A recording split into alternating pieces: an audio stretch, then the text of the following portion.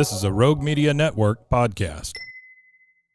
Welcome, everybody, to Teach Me Pokemon, the podcast. I'm your host, Cory, and along with my co-host, Jared, we're best friends, been playing Pokemon for a very long time.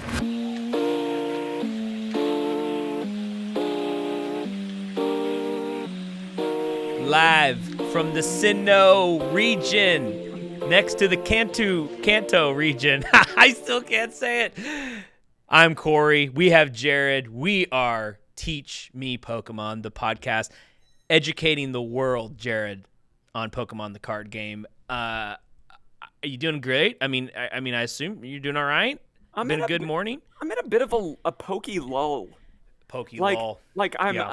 We're not gonna be talking about this a whole lot on the episode today, I know, but like where you've played everything so much, and it's just like it feels a little stale. So I'm hoping that based on what we're talking about today, that there's gonna be a little bit of refreshment. I need some pokey refreshment.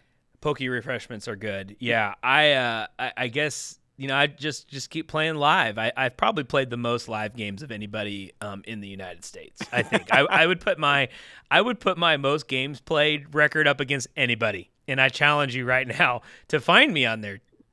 I think it's teach_me Pokemon. Or might be teach_me Pokemon. Maybe I've played you. You probably have. Have you been enraged by a control player sitting on cards and not finishing their turn as quickly as they possibly can? You probably played Cory. You probably have played me, because I will sit there for the whole time. You are not gonna time limit me. Same. Yeah, and so what's the worst thing for a live control player, Jared, is when they move to an item lock deck, and that's just been glorious right now. It's a little item lock, a little Frostlass, and tons of frustration, I think, on the opponent's end. So, but it's been great. But anyway, man, yeah, we're in a Poke lull. We have, 3 weeks until Worlds, maybe 4, 3.5 weeks, somewhere in there. You know, we need something. We need some good content. I'm still waiting, and it's not going to happen this year. But if this lull is next year, where's the giant, 100K invitational? Like, where is that? Like, it needs to be somewhere. Put it in Dallas. Have it be an easy airport for people to get to. And let's get people into town. You make the prize pool big enough, you'll get people to come. What are we doing? I even wonder if there's room and if there's ways that you could organize a third-party grinder, like not have the grinder at Worlds like it was previously, because then that's money, right? But like have that, and then have your top 4 from that grinder get a bid in, or and I know with the rules changing, that's a lot to ask, but I agree. Sure. It's weird when you can already earn points for the next season, and this season hasn't concluded. It feels off. I have a feeling, and I know we predicted this a couple episodes ago, that there would be a grinder next year, that there's going to be some sort of last chance qualifier to get into Worlds, and I still believe that.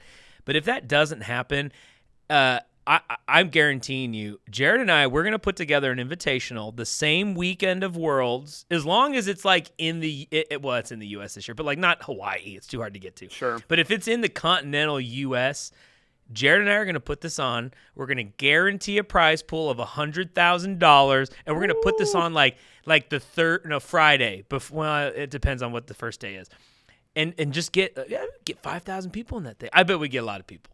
We're going to do it. If we're putting out $100K, though, it ain't going to be cheap to enter. No, it ain't going to be cheap to enter. This ain't no freebie unless we get a big old sponsor on board, Dragon Shield. I'm looking at you, Dragon Shield. What are you doing? No, anyway, that's next year. Just keep listening to the show. We'll promote that as we go. So. Absolutely. Well, I want to start off the show. I gave some homework off the air, and I gave some homework on the air last episode. But in order to kind of get us out of this lull, one of the best things that we always do is talk about looking forward. So I want to look at Shrouded Fables. We looked a couple weeks ago, 3 or 4 weeks ago, and kind of said like, whoa, these are the insane cards. What do you think about this? What do you think about this?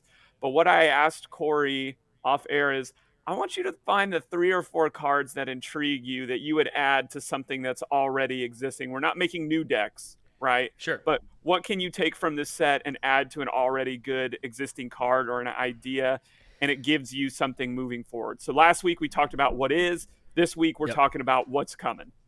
Yep. So, Cory, I'll throw it to you. First of all, what did you think of the assignment? Oh, I thought it was a great assignment.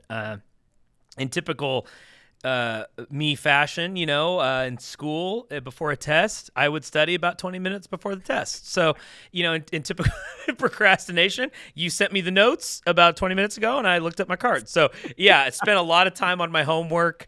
I really want my son to be better at homework. I had probably think that's not going to happen, but I hope so. But yes, I thought it was a great assignment. It's a good way to delve into this set to figure out what is going to come of this, because honestly, unless Tord knows something we don't, in my opinion, this isn't Twilight Masquerade where there was like 5 decks that comes out of this Shrouded Fable. There's not a deck out of Shrouded Fable, but there are a lot of supportive cards that can be added to decks. So that's why, Jared, your assignment was perfect. If you had said what 3 decks are going to come out of Shrouded Fable, it would have been a tough. I would have had I would have had a janky Crobat deck to present to you today. That maybe actually would be pretty good. But I loved your assignment. I think it was spot on, Jared. You're always so good at that stuff. I love thinking about it. So you want me to kick us off, or would you like to kick us off? I think we each have about 3 or 4. I'll go first. Yeah, okay. I have 3 per the assignment. Well, but let's go back and forth. You give one, I'll give one. You give one, I'll give one. Oh, I like that. I like that. Okay. Well, I do have a 4th that's an honorable mention, so I'd like to say that. But I'm trying to think where I go. I'm gonna go here first. I guess no. The last one's kind of cool, so I'm gonna start here. And I apologize. Pheasantipity EX. Pheasantipity EX. It's a cool looking bird, majestical bird, 210 HP, a basic, dark type. I'm going with its ability. I guess I'll say what the card does, and I'll tell you where it's going. Yeah, do that. Ability is called Take Advantage. Once during your turn, if any of your Pokemon were knocked out during your opponent's last turn, you may draw 3 cards. You can't use more than 1 Take Advantage ability each turn. Its move is 3 colorless energy. It does 100 damage to one of your opponent's Pokemon. It snipes. Okay. Take Advantage ability. This card should be in. It's your deck. Ancient Box. Oh. Ancient Box's issue is it gets stuck and it can't draw cards. Right. Iono down to 1. Iono down to 2. Knock out the Roaring Moon. You put this guy on the bench, now you can't really do that anymore, right? Like, you get knocked out, you can draw 3 cards. So I think this is super nice in here.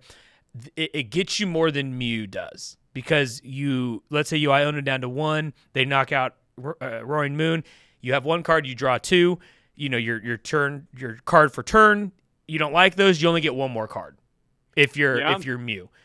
This one you get 3. And so I think it plays a lot better, and it protects you against getting a hand that's really bad. Use it at the end of the game, maybe when they have 3 prizes left or something, so you're not, giving yourself a big liability. But I think this can be added to Ancient Box and could be used very effectively. I don't think the snipe comes into play here, because you can't Setas onto this card. You could attach 3 energy, I guess, if you want, but that's not going to happen. So it's not for the move. It's purely for the ability to protect yourself from getting a bad hand at the end, because maybe you need to draw 3 to get the boss order for the win against Azul when he's on stream. So maybe that has to happen. Never going to let that go. That's where I'm starting. Pheasantipity added to Ancient Box to make it a Worlds deck. That's interesting. That's I feel, but if I can come back at you a little bit. We're doing rebuttals. Okay. We'll throw in a rebut. I just feel like it's a 2 prize liability now that they're gonna counter catcher, Iono, kill it, and then you're in an even worse position. So, if you're playing Ancient Box correctly, you have Mew on your bench. You have Mew EX in play. You should. If you're playing the deck correctly. Now, I can't help you for not playing correctly, Jared. So nothing more I can do for you there. So you're saying they're going to have to pick one. You got to pick one. If you're going to take it serious, you're going to pick one. I understand it's a liability. Throw a berry on it. Give it 260 HP. That's a lot of HP to try to gun this thing down and kill it. A 1 retreat cost. I get Mew is no retreat, which is nice. And you don't have to, Jared, and I know if you get Iono to 1, this argument it doesn't work, but you don't have to have this in play when it gets knocked. You can drop it that next. It doesn't have to be in play the turn that your opponent's going. You go, then you play it, then you draw 3 cards. Now you'd have to top deck it maybe if you got Iono to 1, but that I hear your rebuttal. I understand, but I think you're going to have liabilities on your bench anyway. Okay. All right. I'm going to throw something that I think metal decks should pick up. Oh, metal decks. And I'm looking specifically at this Reverum EX. Okay. And the Reverum EX has it's stage 1 Pokemon, 280 health, has a 3 energy move that says, does 250 damage, and then discard this Pokemon and all cards attached.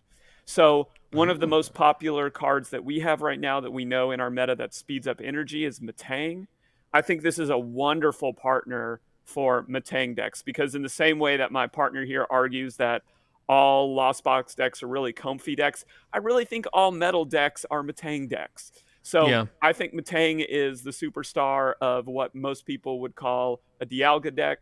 So I'm saying forget your Dialga, throw this in there, and I think you have a way to create, in essence, a 1-prize deck that can cycle because your big hitter EX Pokemon is always getting discarded after you retreat it or after you attack with it. I hear that, and maybe this would be too broken, but if it was shuffle back into your deck. Oh, GG. GG. But I will say with Stretcher coming into play, that does make this deck more viable. No, that's true. What's the energy count to do the move? 3.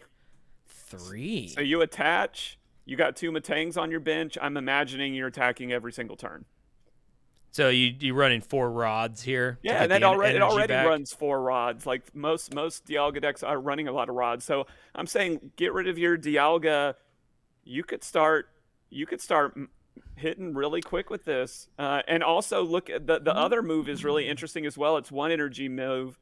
Does 20 damage. If it moved from the bench to your active, it does 120 more. So you're not super worried about, you have some really good options here. This is a basic?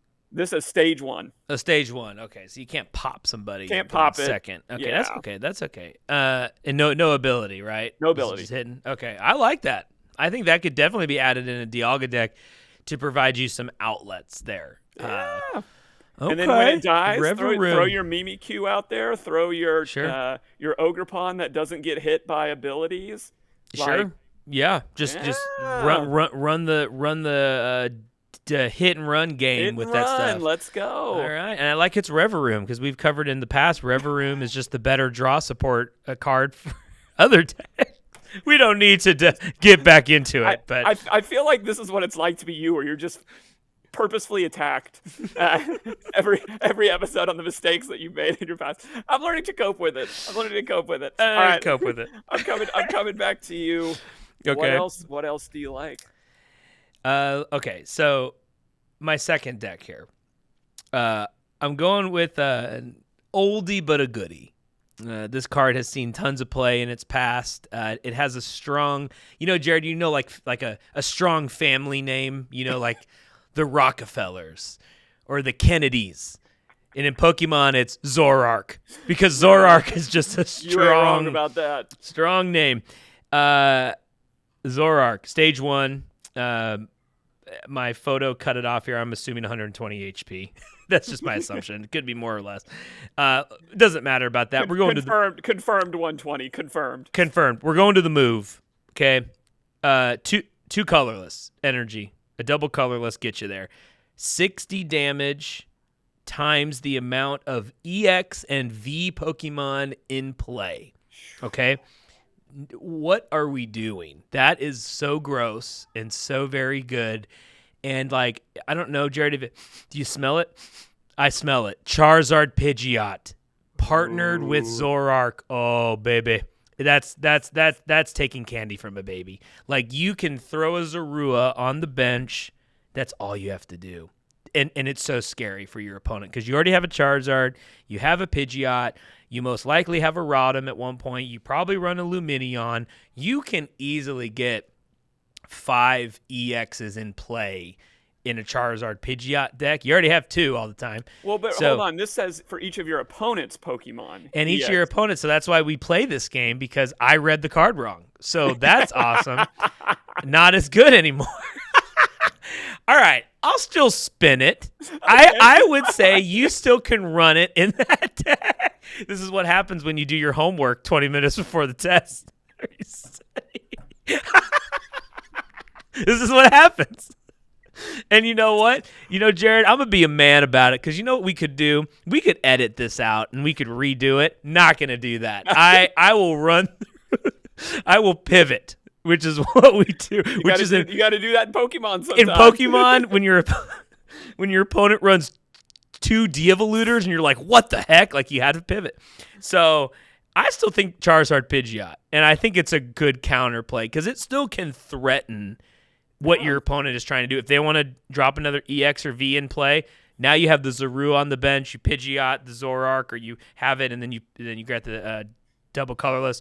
You're cooking. So put this. All you need is 2. Just one Zorua, one Zoroark. I'm not saying more than that. A 1/1 line and your Charizard Pidgeot. Run with it. I think it can pressure opponents. Raging Bolt. Oh my goodness! Drop it, knockout. You're just running through Raging Bolt. So this is what I would put in that deck to just add another heavy hitter to it. No, I actually like that, because you're right. Usually you do have a Rotom down, a Charizard down, a Pidgeot down, and then you could easily get a Charmander to a Charmeleon, which has it's EX and V. It's not things with ability. Now I can't read. But yeah, you're right. fine. You're good, and you're still getting there. You're still getting there. I think it's a good add, and you don't even need a double colorless. You could put 2 fire on it from the Charizard on your own side. If you're swinging, if Miraidon all of a sudden starts to see more play again, which it had at NAIC, which was a good play at NAIC. This card helps you a ton in that matchup too, because every card in that deck for the most part is EX or V, and then even in Gardevoir, this Zoroark becomes a nice 1-prize attacker into a deck that's weak to dark. So if they, typically they don't have more than 1 EX, right? They just have the Gardevoir. But if they have the Gardevoir, you can swing into other stuff. So I think it's a good add to Pidgeot Charizard. Maybe it'll bring it back. I like it. Hold on. What's Tord? Yeah, Tord? Oh, he's putting it in his deck. That's what he just said. So it's happening. I'll read the text better next time. Oh my gosh. That's amazing. I also like that it changes the prize map a little bit, unless your Clef is killed early or something like that. Then sure, but changing the prize map being huge, big time. All right, I'm going off what I believe is your favorite Pokemon from the most recent set, which has to be Frostlass, in my opinion, because clearly it's not Greninja, so it would have to be Frostlass. He's dead to me. Greninja's dead to me. Frostlass though. I am looking at this basic non-EX Blood Moon Ursaluna. Oh. Okay. And it reads the fighting one? The fighting one. Ability, rule of thumb, once during your turn when you play this Pokemon from your hand onto your bench, you may attach up to 2 basic fighting energy cards from your hand. Not hard to do. We have so many energy finding cards right now, whether it's from your discard pile or having them in your hand.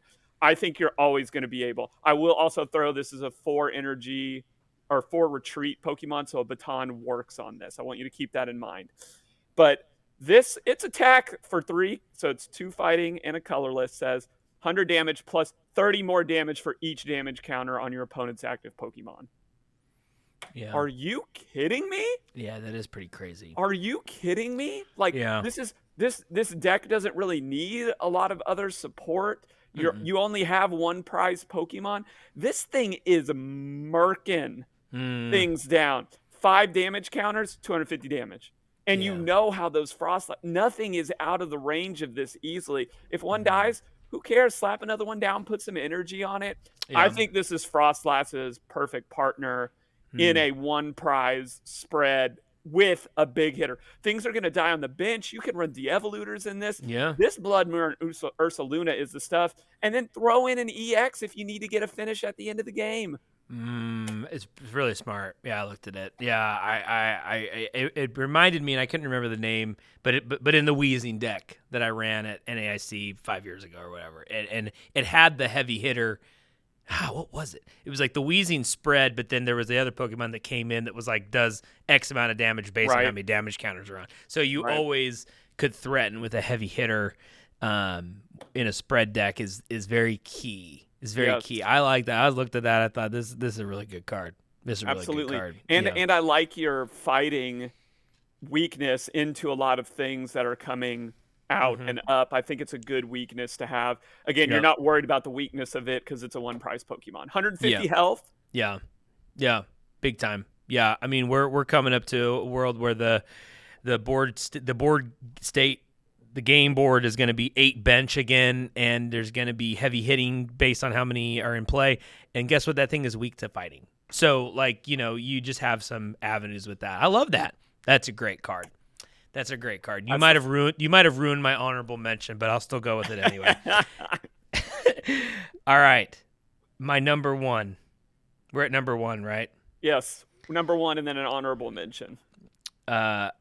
In my opinion, the no-brainer of the set. I don't even know what you're going to say, and maybe we have the same card. In fact, I wonder if we have the same card. I'm going to play a quick game with you. Okay. What type is your last Pokemon? My last Pokemon... What type? I have one and an honorable mention. Do you want me to tell you the type of both of them? Sure. What's your honorable mention type? My honorable mention is Dragon. Okay, we're fine. What's your number 1 card? My number 1, I believe, is Psychic. Oh, okay, then we're fine. Or no, hold on. Hold on. Oh, no. It's Dark. Okay, we're fine. Okay. Mine's Water. Oh. This card added into a current deck that struggles to win tournaments but always makes top 8. And your favorite, Xian Pao, Jared, Gandalf is on the hill. Look to the east, the light of the third day. And they're struggling. The orcs are coming, and then Gandalf, the sunlight goes over the hill. It blinds all the orcs, and he's riding down the hill. And you know what he's riding? Not a horse, but Kingdra. And Kingdra EX, its move, 1 water energy, put up to 3 water Pokemon from your discard pile onto your bench. What holds Xian Pao back? What is the one gameplay that you have that can beat that deck? The de-evolutor. Guess what? Doesn't matter anymore. Doesn't matter. You can get a Kingdra out. It's a 1 water energy move. You go Horsey, Rare Candy, Kingdra. You do the move. You got 2 Baxcaliburs in play. If you want, just to protect yourself, throw something else cool, another water Pokemon that I haven't looked up yet. Maybe another Kingdra. And Jared, what do you do? You don't even need to run 4 candies anymore. You could do a Tord with this and do 2 candies and just run 4 Iridas. Get this sucker in play. You're fine. You don't need 4 candies anymore. You're not going to get de-evolved. I feel like you're building a worse Lugia. Like, what is happening here? Jared. How are you going to get all these Baxcaliburs in the discard pile? You gotta get them in the discard pile. There's ways. There's Ultra Balls. There's barrels. There's all these. You draw, you discard. And you could discard them with the urn. There's all these different ways that you could do this. Like, I don't think that's gonna be. You research them in your discard. You think of 9 different ways. You sound like a desperate Lugia. You know what? You sound like a desperate Lugia player. Hey, you know what you do? Duh. Okay, how many Iridas you run in this deck? 4, right? So my first Irida, Candy Kingdra, right? Sure. Or maybe my first one, actually, The first one isn't Candy Kingdra. You know what the first one is? What? Earn Baxcalibur. Discard the Baxcalibur right there with one Irided. Grab 2 water energy. You discard 1 with concealed cards with Greninja. You're going. Like an Irided gets it in the discard pile right off the bat. You only need an Irided. Okay, I see that. But then again, so you're saying all you really need to do is establish 1. So you're not trying to get 2 Baxcalibur. You're just like, let me get 1 Baxcalibur at 150 health. I don't know. To me, it's still you've got to get at least 2. To me, this is like an Archeops play. Like there better be 2, or your risk of losing is going way up. Well, that's fine. You can get 2. I mean, this doesn't have to happen like turn 1, and you can still go to Rare Candy Baxcalibur, I suppose, if you want, and then threaten the Kingdra play later. I mean, and then you could bring them back from the discard pile. Like this, maybe that's the play with this Kingdra. Maybe instead of it being the first option, maybe it's your backup option, and then you bring the Baxcaliburs back in play, and now you have this Kingdra. I mean, you're already like skipping turns anyway if they de-evolve you and you can't get the Baxcaliburs back. That's true. Throw the Kingdra out there. The thing has 310 HP. It's a wall. So I don't know. I read this. I was like, Pokemon heard our podcast. They are upset at how mean you are to Xianpao. Poor Xianpao. What did Xianpao do to you? And they said, Kingdra. And honestly, Jared, back in the day when we were children, I won a Battle Roads with a Kingdra deck. I am a fan of bringing the Pokemon back from the discard pile. I feel like this card was made for me. I feel like I am now going to run Xianpao with Kingdra. King Pao. Sounds like a Chinese dish. King Pao. And I'm going to run that, and it's going to be over. Enjoy your potentially far run, but eventual exit in the top 8 or the top 4. Enjoy it. All right, what's your number 1 deck or card that make a deck better? I talked about it once before. What's the best deck in the format right now? Oof. I mean, Gardevoir. I agree with you. I believe it's Gardevoir right now until someone shows me different. What's its worst matchup? Oh, Frostlass. You're talking about a real one? Yes, what's its worst matchup? I mean, it struggles with Lost Box still. It struggles with Charizard. It's like you're reading off a script for me. It's like we'd practiced this. We really did. Gardevoir gets a hold of this Kyurem, and I know we've talked about the Kyurem before. Oh, yeah, it's all over. Yeah. It's over. Yeah. What's the point? But again, so your Gardevoir, what's your avenue to handle Manaphy? What are you doing? I think you're having a 2-card tech here, and I actually wonder if it gives you some more play. But I think if you can find room for that canceling cologne and this, I don't think that's hard for Gardevoir to find. And I wonder if that canceling cologne can have some options to get that done. But what's also nice about Gardevoir, correct me if I'm wrong, but it still has the ability to get some damage counters on the Manaphy, so that you're forcing them to constantly have Rod and the ability to put it back next turn. So to me, it even if you don't want to run Cologne, then your mindset is switching to Pokemon that can kill the Manaphy, because nobody is running Jirachi anymore from what I'm seeing. And then you're able to deal with the Manaphy on one turn and then have a 3-prize knockout the next turn. Unless they can keep cycling. If they can keep cycling, then I don't think they're trying to do what they're ultimately wanting to do anyway. I hear you. And that's probably what ends up happening. I feel like if you're going to play the Kyurem, the way you do it is you got to consider that your win condition, as opposed to I'm going to get this out first. Because I think your Lost Box is too good at getting specifically Manaphy's back, because they're 70 HP. They could get that back in play super easy next turn.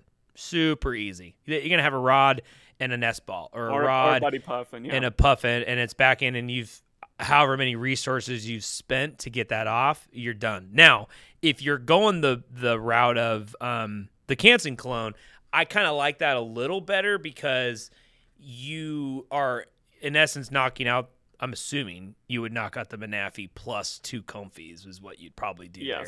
So now you've cribbed the ability for them to get back into whatever they need to get to, the Lost Box player. So if you could get that early, go for it. But if you're not running Cologne and you're just like trying to get the Manaphy out, hope they don't get it back next turn, I think you got to wait towards the end of the game when you can Iono them down to 3 or whatever, or 2. But the one thing I disagree, I love the ad. You're spot on. This was probably the best added card. People lost their mind when this card came out or when they revealed it. I don't think Gardevoir can find as many cards as it used to, Jared.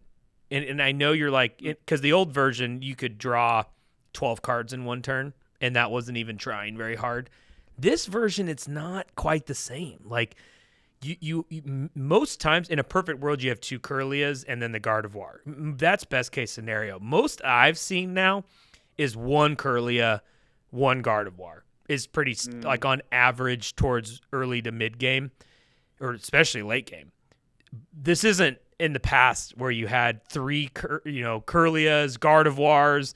You could Mirage Step Kirlias in play and then have Gardevoirs and Rare Candium. Like, this isn't like that anymore. So I don't know if you could find all the cards needed at any time like you could in the past. Okay, but what about this? Because I'm thinking more because we're watching. I mean, in the background, we're watching one of the best Gardevoir players in the world. Yeah, and friend of the podcast. Podcast, Stefan. Hey, before you say it, this is at 75% speed. So before you start saying, "Oh, Stefan's slow playing," it's actually slow playing. So it's actually slow playing. Just before we get killed in the comments, it's actually slow playing. Here's what I think the play is, and I think as we're talking through this, I think the Cologne comes out because I think you can set up a Monkey Dory kill of the Manaphy and then potentially take a 4-prize turn. Yeah. Or, your opponent game 2 is going to be ready for something like this. Yeah. You're not going to not play Colress in this deck, or else you're going to fall woefully behind. Oh. But yeah. But the other interesting thing I like about this, and then I want to go to honorable mentions, is this Pokemon comes in at 130 health, so you're not worried about it getting knocked out by Iron Hands. Mm-hmm. So like or like 130 is that number that Lost Box hates. It's the Greninja getting thrown out there, and you're forced to go into it with a Cramorant. Yeah. So this card on so many levels just screws Lost Box. It does. I can't believe it exists. But I think in Gardevoir's hands, like as a one-off tech, and then you're being creative with your damage counters. Sure. I think you're gonna start to see more tactical plays with the Pal Pad.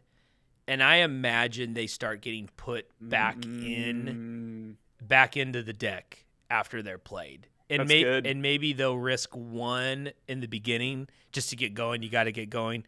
But then it's like maybe they rely on, maybe you start seeing Lost Box X put 1 Iono in there. They already have the Roxanne. So maybe it's like less dependent on Colress's than you'd think. And then you Pal Pad 2 back in. You've lost zoned 1 already or whatever.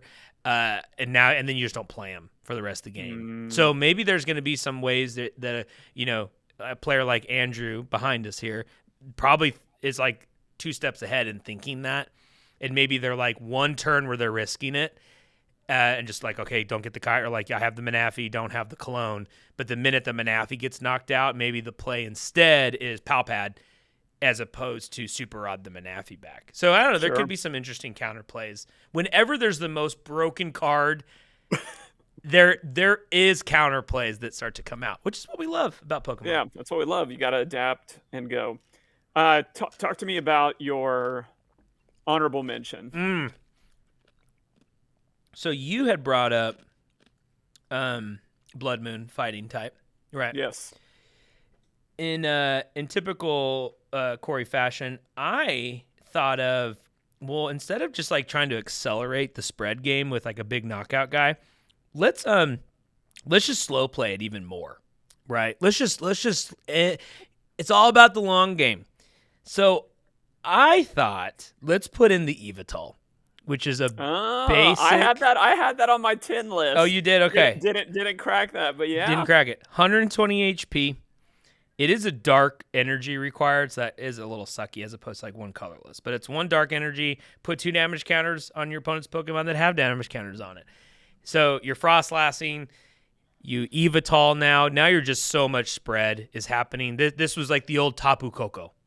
that was 2 energy, but it did have free retreat, which was nice. But that was spread. That was back in the old days of spread decks, and your Coco did that. And so Evital, very similar.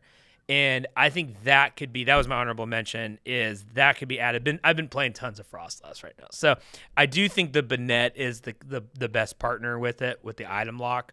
But if you were going to go a different route, the dark energy helps. You have that with Monkey Dory already, so you just slide in more dark energy, and you're just spreading like crazy, and just overwhelm them with damage counters. Yeah. But it's just the item lock is so good because you can't cart and heal. You can't play a lot of supportive cards. You're just stuck in that tick. The damage counters just build up. But I liked Evital. That was my honorable mention. Well, no, I actually like this deck a lot because I think we will actually see this run. I think you're onto something here because I don't think the dark energy is a negative because you're going to have Monkey Dory in that deck. Yeah. Right? Yeah. And what that Monkey Dory is going to allow you to do is to get damage onto Pokemon that don't have abilities. Yeah. Perfect. What is running rampant right now, and we've talked about this matchup, that has no abilities, that just kills if it gets going? Ancient box. Future box. Dragapult is what I'm thinking. thinking. Dragapult. Yeah, you're right. Dragapult is gimme Dragapult. Yeah. Monkey Dory on there, 2 yeah. damage counters from the Evital. Yeah. You get 2 turns, and then I'm de-evolving everything. Yeah, it's GG. Yeah, shout out to Diego, former world champion.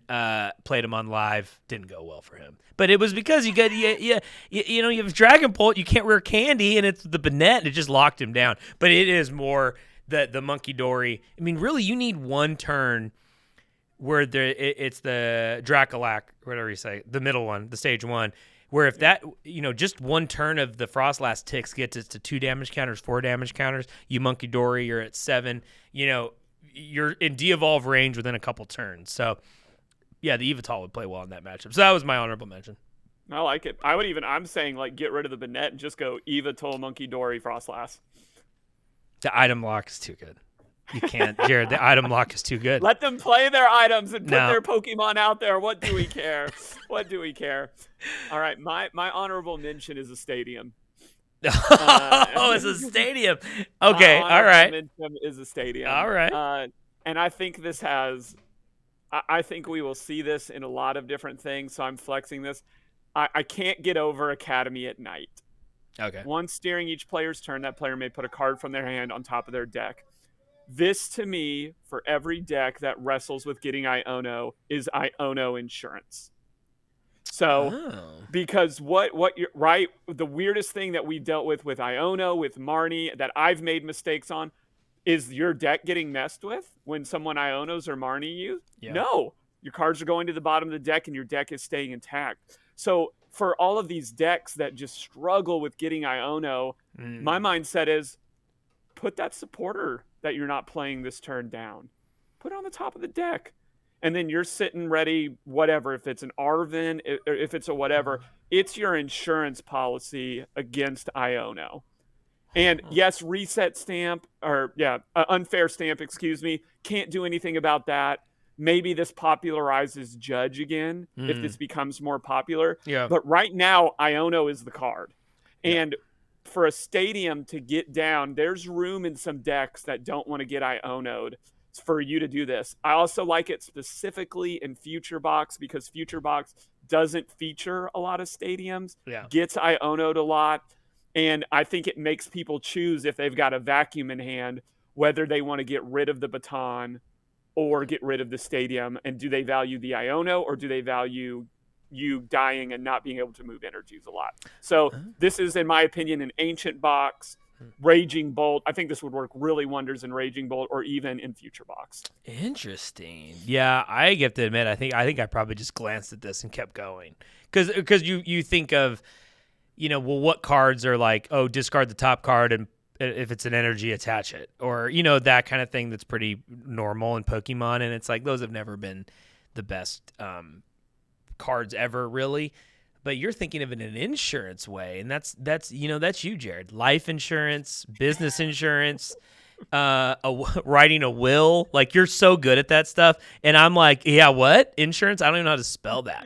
Which is funny given the conversation we're about to have, because it feels like we'll get there. We'll get there. Oh. Everyone remember this, that this dynamic exists. We're going to revisit this later in the episode, guaranteed. Oh, geez. Okay. All right. Well, yeah. Anyway, very cool. I like that. It does make it like less, okay, what am I going to top deck here? Is it going to help me or not? You already know what it is. But if you have supporter cards, you're going to play them anyway. And if Iono does like just wreck your game, this helps. I mean, how many games does that happen? There's so many times that happens where you're just like, don't Iono, and then they Iono. And it's like, dang it. Whereas you could have protected yourself. So, yeah, I'm with you. Stadium, baby. Let's go. Cool. Let's go. All right. All right. I'm going to take us into our education moment now. I really enjoyed that segment with you. The homework last week is we're each going to talk about our two favorite kind of styles of play. Okay. This could also mean type of deck. I think there's a little bit of difference, but sure. The argument that I made at the end of last week, which was my hot take, which is our education moment, is that the style of deck that you're playing may be more important than playing the best deck for you. Okay. For you, okay. Deck. My argument in this education moment is that deck alignment with the player is going to be more important than looking at what's on all of the different boards and picking out what the best deck is. And, I need to run that. Yeah. I need to run that. You and I have the opposite problem. We pick the roguest deck and we say, we're going to make this work, which is a different problem for a different podcast. Yeah, for sure. For sure. Another time. For sure. Another time. Meta opposition we could talk about on another episode. But I what I want to do is you and I talk about the styles that we have and the decks that we've played over time, and show that the level of success with them has been better when we've aligned with our style of play preferences versus when we pick up something that we're not good at, that goes against our sensibilities and does it. And feel free to talk about ancient deck, old decks. I'll kick us off on this one since you kicked us off on the first one. Okay. And I'm going to start with what I talk about all the time. If you know me, if you've heard me on any length on our YouTube channel or podcast, I love quick decks. Quick decks make sense to me. Yep. Fundamentally, I want to get in the game. I want to smother you, and I don't want to give you a chance to play the game because I know that my sensibilities are better at deck building and letting the cards doing the talking and playing to what my options are and not giving myself a whole lot of options in the game. Yeah. So historically, when I first started this back in Diamond and Pearl, Magmortar was my deck. Attach an energy, go second, Magmortar, attach another energy, knock out the next turn. I'm killing anything that you have. Yep. Other decks that I've had, I've run, Bennett was a great deck. Bennett, Hondoom, Electrode, all of these decks I've run at different tournaments, and I love it. Some people would say, like, Donking's not playing the game. No, I've built my deck to donk you. I don't want you to play the game. That's playing the game. You're playing the game. That's playing the game. It's a part of the game. Yeah. And that was a lot more prevalent earlier when you could turn 2 rare candy, do a lot of crazy things. You don't see donking as much in today's game, and I think a lot of players enjoy that. I don't. I think Pokemon has tried to take that out of the game. I think they have. They have made an effort to make that not a thing. There's so many cards that help you get basic Pokemons. It still happens, and I love it, and I relish it. And when people pass to me on Future Box with just one basic Pokemon out there and I'm going second, bye-bye. Like, see you later. We about to get you. But the reason, the opposite side of that is I don't deal well multitasking. I don't deal well with a lot of options. I play best when I'm dealing with the cards in my hand and what's in front of me, and the deck is built to just kind of take care of my options for me. That may make me a worse player. That may make me say I can't play the highest level of decks. I'm okay with that. I'm not worried or concerned about that. So what I've learned best is align myself with the decks that take the options out it, where the real creative and grunt work is in the deck building to set me up to be successful. I've won league nights playing Ancient Box. I've performed really well online. The farthest I've ever gotten online in live is playing Future Box. If you look at my history, I perform the best, and I'm the best Jared when I have a speed deck in my hand. I'm coming at you quick, and there's limited decisions to make. Yeah. Even like Espeon. GX. Yeah. It was a deck that I wouldn't say had the ability to like win on turn 2, but it stacked damage and it was extremely straightforward, which was like just get the Espeons out. I mean, it could hit turn 1, or if you went second, it could hit because you could evolve the Eevee back then. Absolutely, get it on there, and then I'm hitting and confusing. The Drampa backs you up. I'm shutting down abilities. I don't want to make it so one-sided, but my game plan is I'm coming downhill. Mm-hmm. I'm coming right at you. I'm not playing all of these different games. I want to damage you as much as I can, as quickly as I can. If there's added benefits along the way and I need to set something else up, that's fine. But what terrifies me is a deck like Gardevoir or a deck like Lost Box. Even though I've played a lot of Lost Box, I realize I'm not going to get as far running those decks. They're better decks. I'm not here to argue that the decks I'm playing are better. I'm telling you, when I align myself with a speed deck, single-minded, single focus, that's the best way I'm playing. Yeah, I love that. That's great. I think and you probably set this question because you knew we were different styles, so it just naturally was going to play well. But I think my take is, you have all that momentum going down the hill, like you're talking about, and in my preference, I just like to sidestep and let you fall into the water, and let you take all your momentum with you.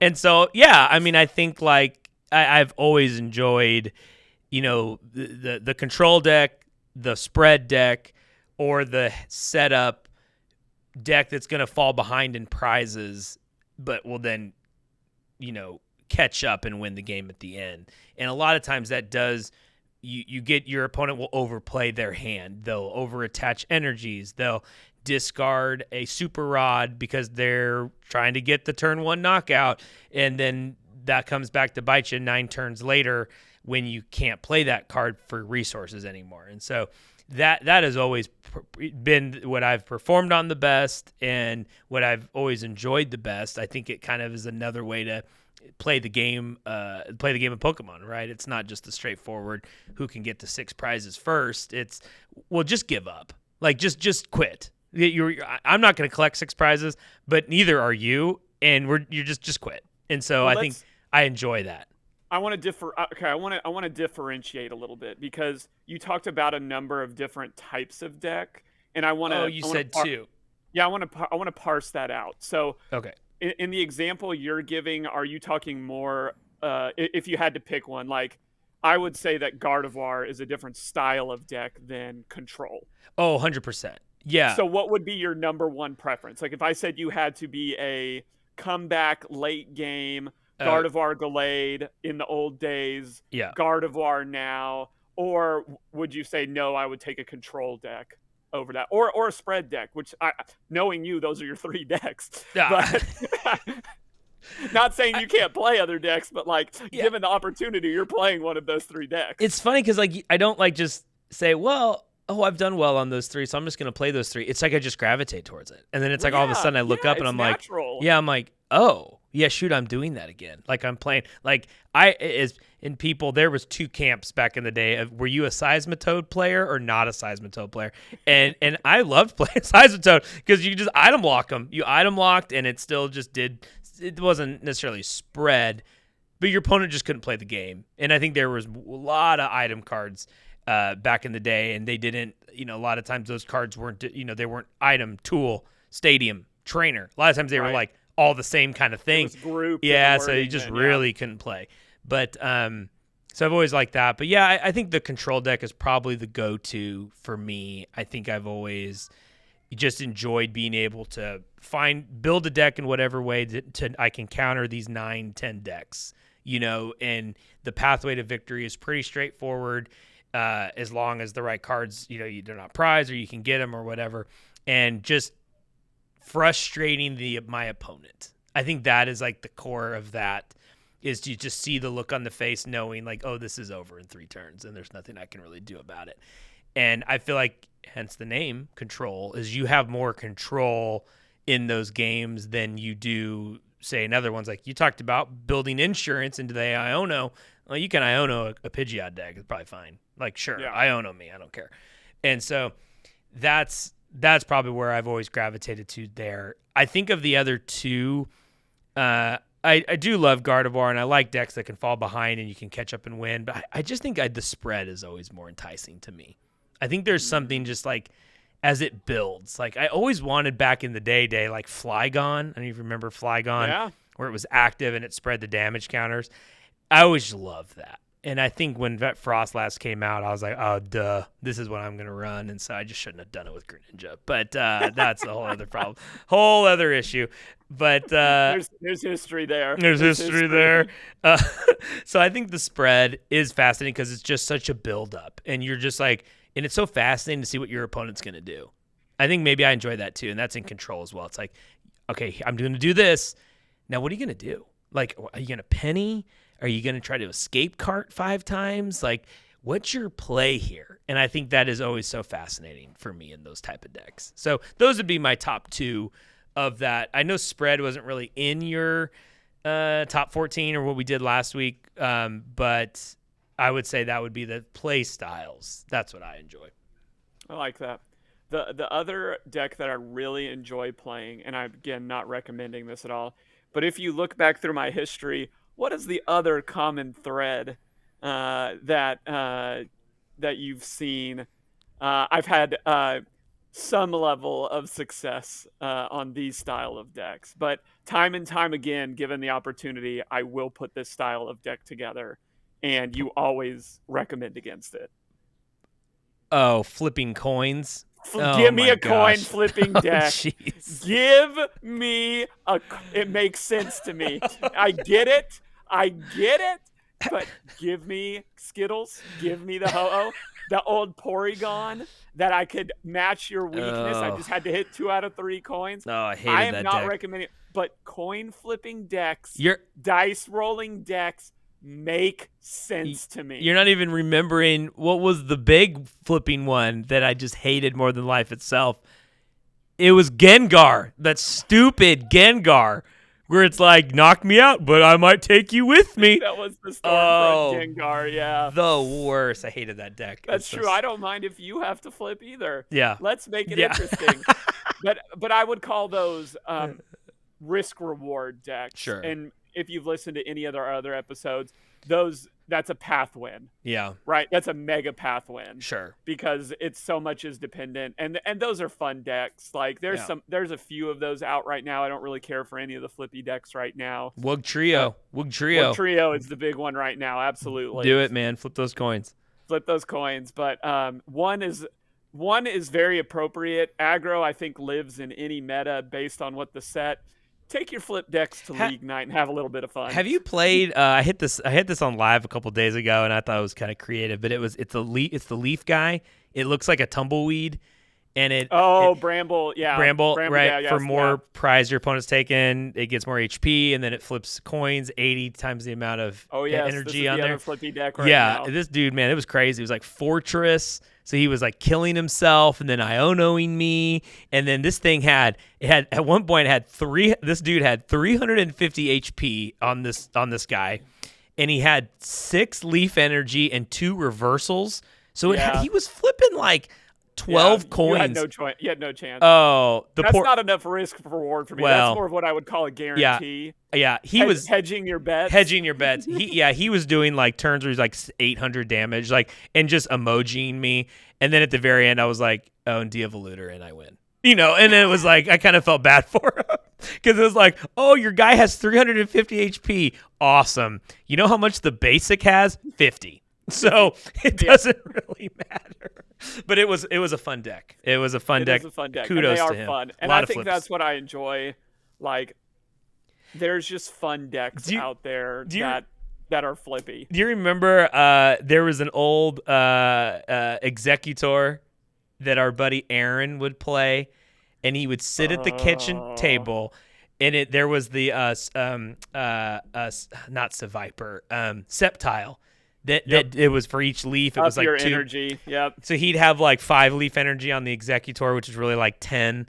And then you flip a coin for each leaf, and it did whatever damage it did. But I remember him sitting at the table, and he would shoot the dice one at a time and make sound effects. He was like, pew, pew, pew, pew, pew, pew.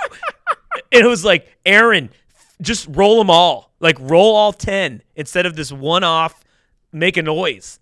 and he just went, pew, pew, pew, pew. I can see his face. He's got like his hand like yes. He just and it would be like tails. Like he'd be like, Rig, this game is stupid. This game is stupid. Oh yeah. Yeah, and that's the thing. I would like to say that I felt like I was always a good sport when I ran flippy decks. Like it was never. I feel like it was like, oh, yeah, I ran that. Yeah, it's frustrating. It's so stupid. I ran that. It's stupid. But that's the lesson here. What we want Cory and I to get from all of this is everyone just can't run the best deck in the format. It doesn't fit. It doesn't work. Even right now, I know there's a lot of debate, and we're going to see at Worlds what people have made in this huge gap of time change with the new set. You've got to work with what you're good at. Yeah. And knowing yourself as a person and a Pokemon player is going to set you up for the best success. Yep. Again, not arguing that some styles are better than others. Clearly, what's at the top in our last episode, what's won the most, has won the most. It's hard to argue against. But don't talk yourself into being a Charizard player if you're a Miraidon player. Yeah. Miraidon can make a run. Yeah. Don't talk yourself into being a Snorlax player if you're a Lugia player. Yeah. Right? Now, if you have the ability to play all of these, that's fine. Yeah. Kudos to you. Some of the best players in the world can play anything and will. I can't. Yeah. I can't. Yeah. Cory could probably play more than me. He's probably the more versatile player of the both of us. But you don't want to put money on me running Gardevoir. Sure. Or running some kind of long comeback deck. I will lose my mind. You've played a lot of good Control though on live. I know not enough. I don't have a problem with Control. Yeah, I don't have a problem. It's very mid for me. Mid for you, yeah. Not enough to join the group, and the committee didn't vote you in, but you've done well on it. I also like the occasional mill deck. That's another time. That's a different story. That's a different story. That's an entirely different story. Yeah. But here's what's so interesting. I made reference to this earlier. You would think that Cory Dickman, the lifelong strategist, visionary, foreseer, would have life insurance, would have these long-term plays in his back pocket, and that Jared, the fire, electric, whatever's fastest, would not be as long-sighted. But it's one of those weird times in life that it's a weird reversal. It is. I know this isn't a show about long-term health benefits, but if you're out there, think about it. Is this the segment where we get State Farm to be our sponsor? Yes, brought to you by State Farm. Farmers Insurance. Pokemon get knocked out all the time, so can you. You should think about having some type of insurance policy in place for when you don't see the bench damage coming. When life top decks the one thing that's coming against you, do you have an insurance policy? Well, if you're running Academy at night, you do, but otherwise, you're in really big trouble. Jared, I think we're probably like in the top 5 of podcasts talking about Pokemon, and our YouTube channel, very young in its infancy, but it's growing. We're not far from just getting this whole thing monetized here with sponsors, and that I want that clip. We'll get with Matthew, who edits our show. Write that. We're going to send that to every insurance company. And next episode, we may have a sponsor there. So your Pokemon get knocked out. So do you. That's great. So do you. Big time. Maybe we just got to talk about insurance all the time. It's just like, oh, gosh. Well, you know who else we can't forget to talk about is Stray Collections. Stray. Gosh, man, Ben, don't be mad at us. We got to lead the show with you. Well, we do. And you know what? Graphics are on our logos, and so we love Ben. StrayCollections.com. Stray Collections with a Z. With the Z, got to have the Z. Teach 10. 10% off at the store. 10% off. Shrouded Fable pre-releases coming up soon. Ben's gonna have some goodies. Maybe we'll do. I make appearances on his YouTube channel.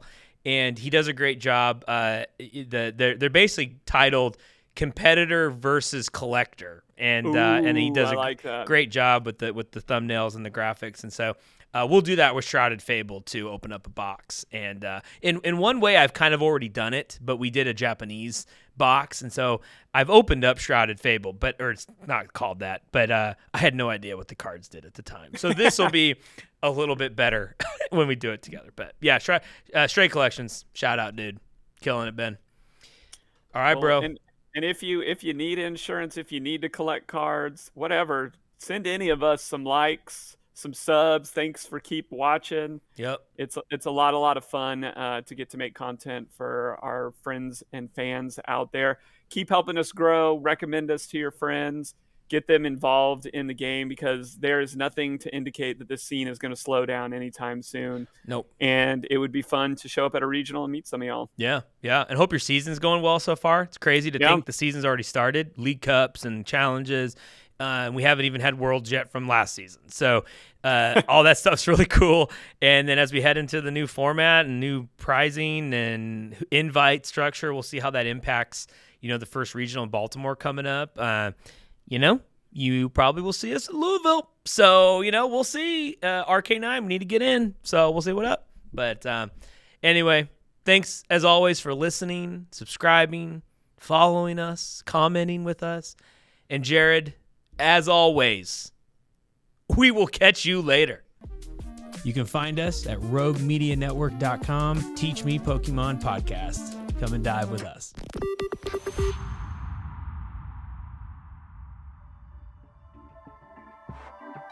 This has been a Rogue Media Network production.